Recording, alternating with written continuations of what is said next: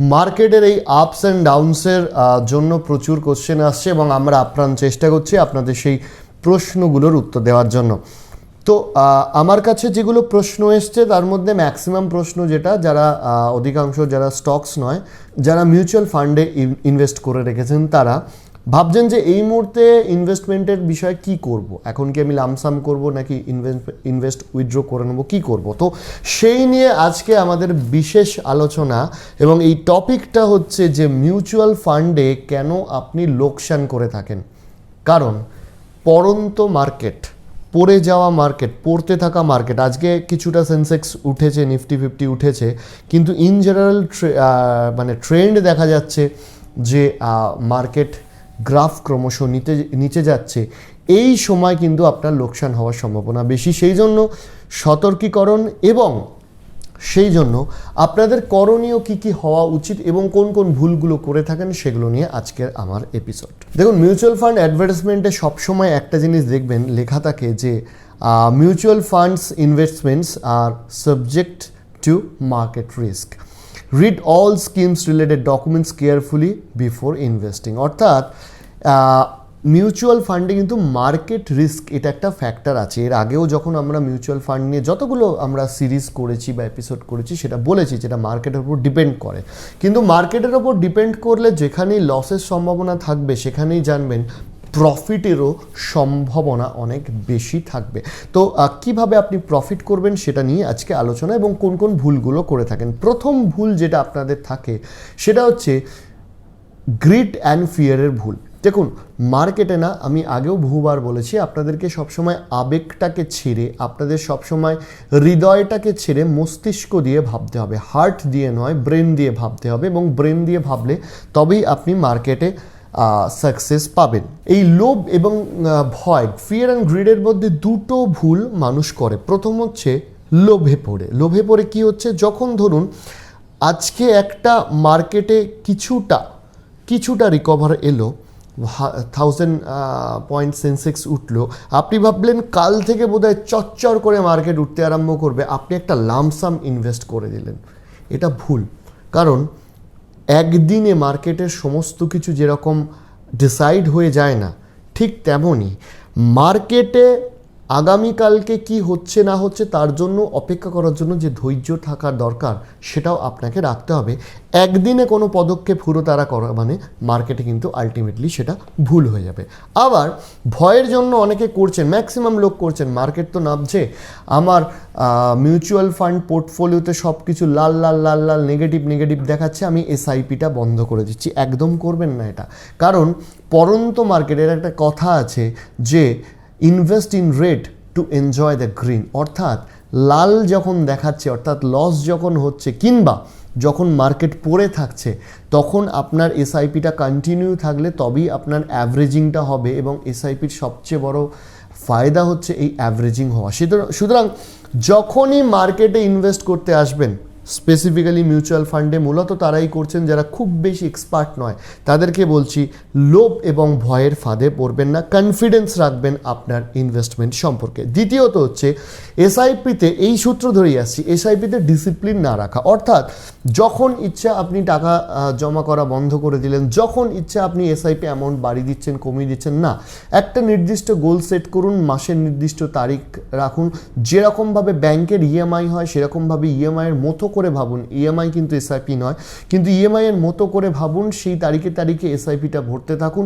Long টার্মে average হয়ে আপনার কিন্তু টাকা ইনকাম হবে এবং আপনার টাকা গেন হবে, এবং এসআইপির মজাই এটা, ফায়দাই এটা যে অ্যাভারেজিং হওয়ার। সুতরাং আপনার যখন মার্কেট কমে আসছে, মার্কেট পড়ছে, বারবার প্রশ্ন আসছে যে আমি কি এসআইপি বন্ধ করবো। কেন করবেন? কারণ এইটাই তো সুযোগ, এটাই তো অ্যাভারেজিংয়ের সুযোগ, এই টাকাটাই তো আপনাকে ফিউচারে অনেক বেশি গেন দেবে।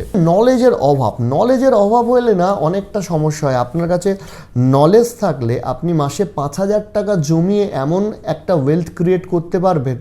নলেজ না থাকলে একটা মানুষ মাসে 10-15 হাজার 10,000 টাকা জমিয়েও সেই ওয়েলথটা ক্রিয়েট করতে পারবে না। সুতরাং নলেজটা খুব ইম্পর্ট্যান্ট, এবং এই নলেজের অভাবে কিন্তু অনেকে ভুলভাল সময় লামসাম করে দেন।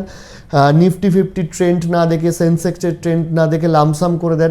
অনেকে যখন তখন এসআইপি বন্ধ করে দেন। সেটা করবেন না। যখন মিউচুয়াল ফান্ডেও ইনভেস্ট করতে যাচ্ছেন, 2-4টে ভিডিও স্টাডি করুন, এক্সপার্টরা কি বলছে দেখুন। মাঝে মাঝে, বারবার না, মাসে 3-4টে দিন মাঝে মাঝে সময় পেলে বা দিনে আধ ঘন্টা 15 মিনিট করে একটা মিউচুয়াল ফান্ড রিলেটেড ভিডিও দেখুন আপনি অনেক কিছু কিন্তু শিখতে পারবেন। সুতরাং নলেজ খুব ইম্পর্টেন্ট মিউচুয়াল ফান্ডের জন্য। এবং সবচেয়ে বড় সমস্যা হচ্ছে কোন মিউচুয়াল ফান্ড কোথা থেকে করবেন, সেটাও কিন্তু খুব ইম্পর্টেন্ট।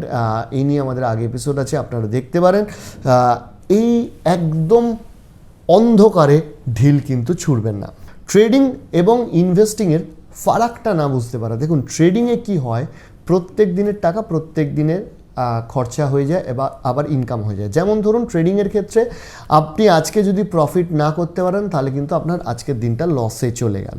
তো ইনভেস্টিং কিন্তু সেটা না। ইনভেস্টিং হচ্ছে একটা লং টার্ম। আমরা সব সময় লং টার্ম ইনভেস্টমেন্ট নিয়েই এইখানে এপিসোড করি, কারণ ট্রেডিংয়ে আমার ব্যক্তিগতভাবে বিশ্বাস নেই, এবং যারা বিশ্বাস করছেন তারা করতে পারেন, কিন্তু ট্রেডিং আমিও ব্যক্তিগতভাবে করতে একদম পছন্দ করি না, এবং আমি সবসময় লং টার্ম ইনভেস্টিং নিয়েই কথা বলি। ট্রেডিংয়ের ক্ষেত্রে যেমন আলাদা অ্যাকাউন্ট থাকে, ট্রেডিং অ্যাকাউন্ট, আপনি কিন্তু মিউচুয়াল ফান্ডকে ওরকম ট্রেডিংয়ের অ্যাটিটিউড দিয়ে দেখলে হবে না। মিউচুয়াল ফান্ড অ্যাকচুয়ালি একটা লং টার্ম ইনভেস্টমেন্টের জায়গা। সেখানে কয়েকদিনে লস হয়ে গেল মানে আপনি স্টপ লসের মতো সেখান থেকে বেরিয়ে চলে গেলেন, সেটা করলে কিন্তু আদতে আপনার ক্ষতি। এসআইপি বলুন বা জেনে বুঝে অল্প অল্প করে টাকা লামসাম বলুন, লামসাম একদিনে করবেন না। ধরুন আপনার কাছে 50,000 টাকা আছে, আপনি যদি মনেও করেন যে লামসাম ইনভেস্ট করবেন, 50,000 টাকা একদিনে দেবেন না, 10,000 10,000 10,000 করে 5 বার বা 5,000 করে 10 বার আপনি দিতে পারেন। এবং এটাকে অবশ্যই ইনভেস্টমেন্ট হিসেবে দেখুন, এটাকে কখনোই ট্রেডিং হিসাবে দেখবেন না, কারণ এটা ট্রেডিংয়ের জায়গাই নয়। এরপরের পয়েন্ট হচ্ছে ফান্ড ম্যানেজার। অবিশ্বাসযোগ্য ফান্ড ম্যানেজারও অনেক সময় ক্ষতি করতে পারে। অ্যাক্সিস মিউচুয়াল ফান্ডে একটা ঘটনা ঘটেছে, আপনারা হয়তো শুনে থাকবেন, যে অ্যাক্সিস মিউচুয়াল ফান্ডের 2জন না 3জন ফান্ড ম্যানেজার, তারা ইনভেস্টরদের ভরসা রাখতে পারেননি।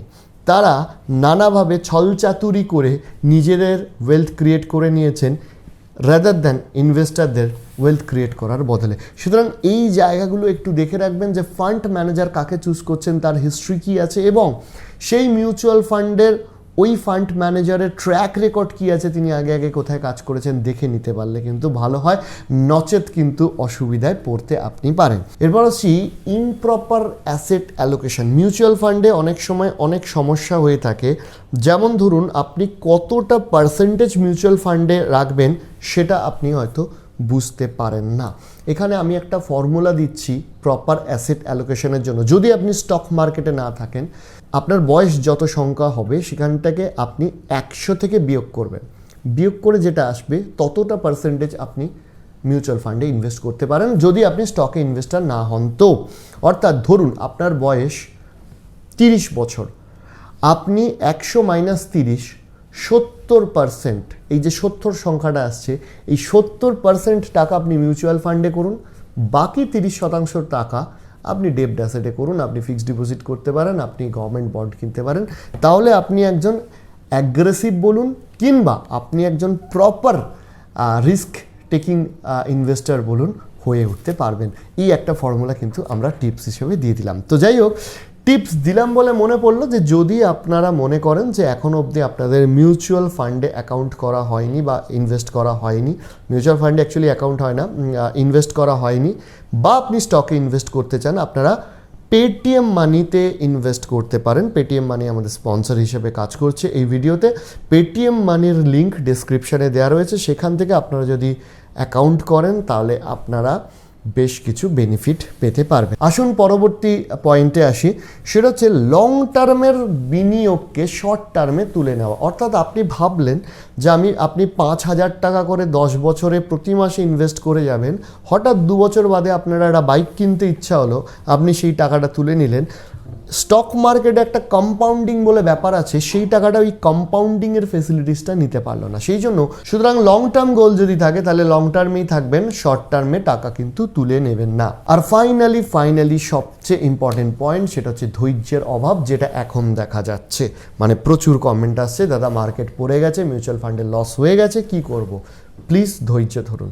ভারতবর্ষের বুকে কখনো কোনো মিউচুয়াল ফান্ড 12 থেকে 18 মাসের বেশি লস করেনি, আপনাদের ক্ষেত্রেও হবে না। প্লিজ ধৈর্য ধরুন।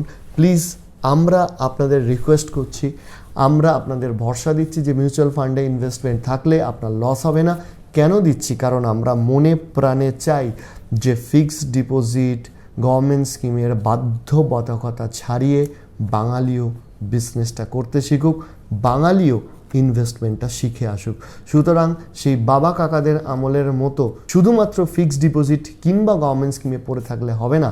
আমরা চাই যে আপনারা স্টক মার্কেটেও প্রফিট করুন, আর স্টক মার্কেট যদি না থাকে মিউচুয়াল ফান্ডে প্রফিট করুন। মিউচুয়াল ফান্ডে প্রফিট করার এটা একটা মোক্ষম এবং দারুণ সময়।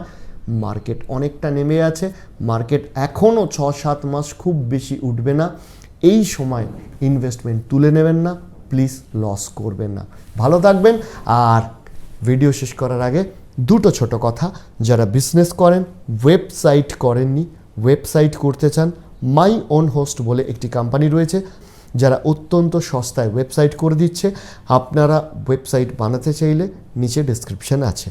দ্বিতীয়ত, আমার একটা গানের চ্যানেল রয়েছে, আমি স্টক মার্কেট ছাড়াও মিউজিক করি। টাইটেলে দেখবেন আমার গানের চ্যানেলটা আমার নাম দিয়ে মেনশান করা আছে, যদি বাংলা গান ভালো লাগে সেখানে গিয়ে শুনবেন। আজকের জন্য এখানেই শেষ করছি, আবার দেখা হবে, নমস্কার।